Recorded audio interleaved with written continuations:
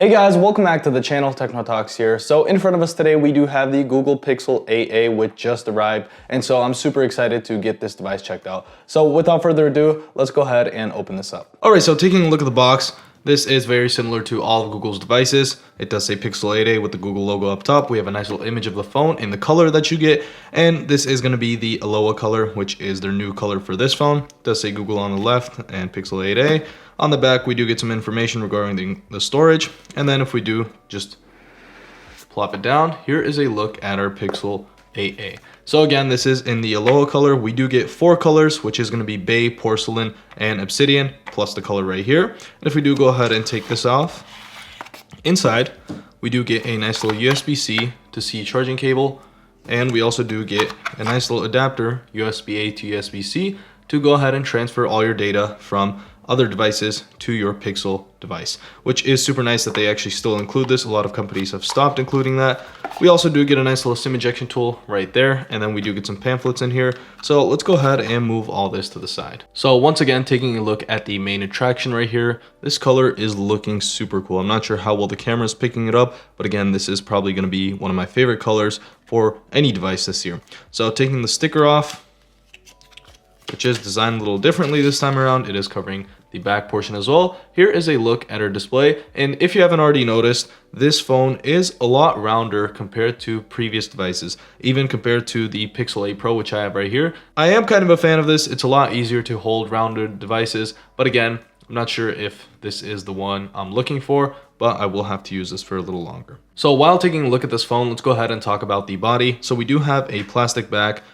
You can actually feel that it is plastic. However, it does have this nice matte finish, which is really nice. We have the side rails made out of aluminum, and up top we do have Gorilla Glass 3, which should be all right for many things. So again, not really a fan of the plastic back, but as long as they make it feel premium, which I'm not sure how well they've done with this. This doesn't feel as well as some previous generations in my opinion. But again, it still does look really nice, so they have nailed that. Talking about the specs, we do have the Google Tensor G3. We have 8 GB of RAM with either 128 GB of storage option or 256. I do have the 128 right here. And they are also promising 7 years of OS updates for this generation of devices, which is super nice. The previous generation did have 5 years. This time around, we are getting 7 years, which is a great amount. And honestly, I'm not even sure most people will be using this phone for those 7 years. It's just great that Google is giving that option. For the cameras, we do have a 64 megapixel wide, and we do have a 13 megapixel ultra wide camera. And then for the selfie camera, we do have a 13 megapixel camera. As for the battery on this device, for a device that isn't that large,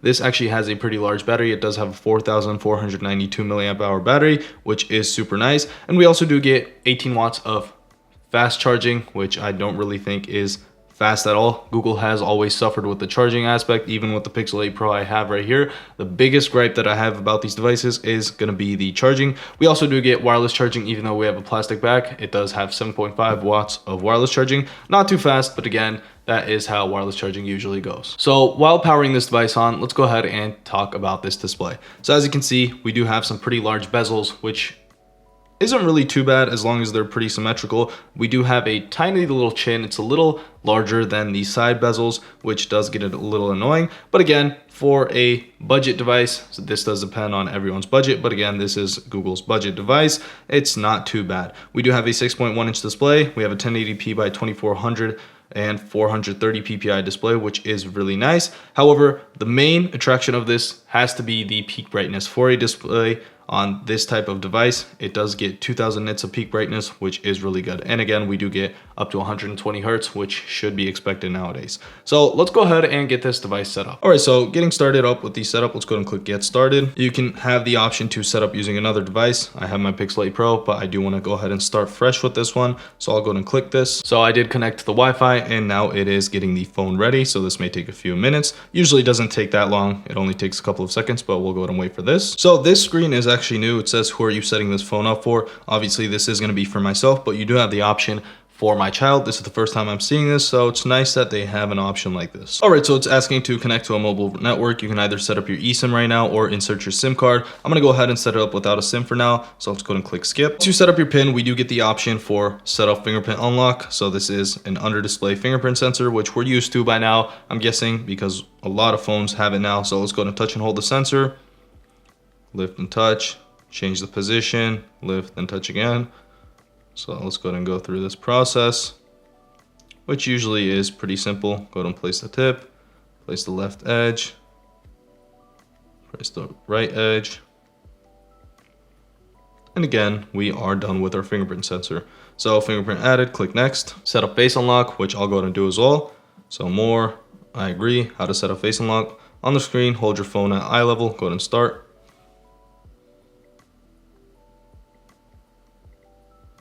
And voila. So very nice and simple. Go ahead and click done. And now we have everything set up. So it's asking to copy apps and data. I'm not going to go ahead and copy it. So everything is now set up. So let's go and swipe up to go home. And here is our home display with the Pixel 8a. So we do get this nice green wallpaper for this color. So we do have the Aloha color. And I'm guessing for the other colors, you are going to get a different colored wallpaper for each of those apps. And so here is a look at the Pixel 8a.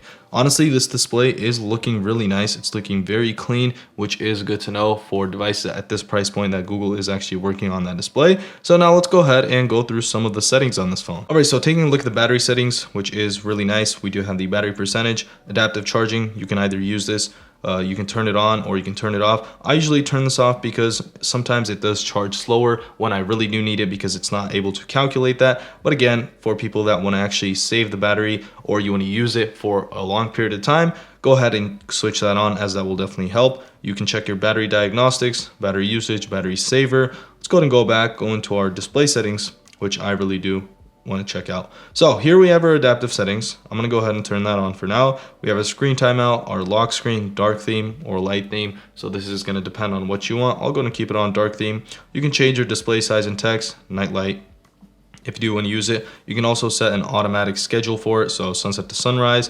Colors, usually I keep it on adaptive. Natural does look a little bland for me. Adaptive is more of like the vivid mode, which is nice to know. And then we do get the smooth display, automatically raises the refresh rate from 60 to 120 for some content, which increases battery usage. I would say go ahead and turn this on because usually this gets it perfectly right. You really have no issues. It doesn't really glitch out or it doesn't seem unsmooth anywhere. And so this is definitely going to help out with the battery. And we already have a pretty large battery, but again, this is a setting I would turn on. And then we do have a screen protector mode. If you have a screen protector on there, it'll go ahead and increase the sensitivity so you don't have any issues with that.